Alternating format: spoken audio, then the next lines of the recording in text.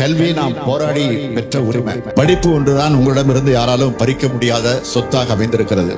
நாம் அடுத்த தலைமுறைக்கு கொடுக்கும் செல்வத்தில் தலை சிறந்த செல்வம் கல்வியே. தமிழ்நாடு ஆதிதிராவிடர் மற்றும் பழங்குடியினர் நலத்துறையின் சீரிய முயற்சிகளின் பலனாக 100க்கும் மேற்பட்ட மாணவர்கள் நாட்டின் தலை சிறந்த முதன்மை கல்வி நிறுவனங்களுக்கு செல்லத் தொடங்கியுள்ளனர். இந்த மாணவர்களின் வெற்றி ஆண்டுகள் பல கடந்தும் நிலைத்திருக்கும். இந்த எண்ணிக்கை எவ்வாறு சாத்தியமானது? அனைத்து மேல்நிலை பள்ளிகளிலும் சிறந்த வகுப்பறை கட்டமைப்புகளும் ஸ்மார்ட் வகுப்பறைகளும் நிறுவப்பட்டன.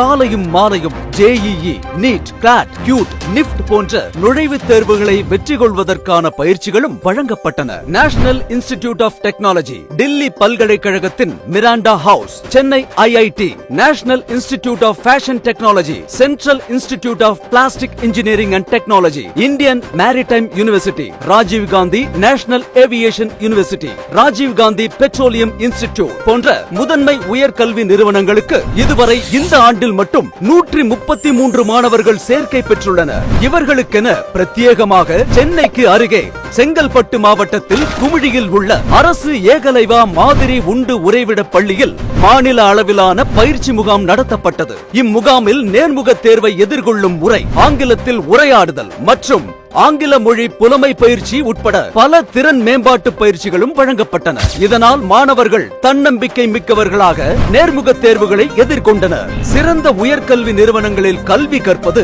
மாணவர்களின் வாழ்வில் பெரும் மாற்றங்களை கொண்டு வரும் என்பதை உணர்ந்துள்ள தமிழ்நாடு அரசு இம்மாணவர்களின் உயர்கல்விக்கான அனைத்து செலவுகளையும் ஏற்றுக்கொண்டிருக்கிறது. இந்த மாணவர்களுடைய வெற்றி சமூக முன்னேற்றத்திற்கு முன்னுதாரணமாக அமைந்திருக்கிறது. இந்த வெற்றி ஆதிதிராவிடர் மற்றும் பழங்குடியின மாணவர்களின் வாழ்வில் நிகழப்போகும் புதிய வரலாற்றின் துவக்கம் என்பது உறுதி.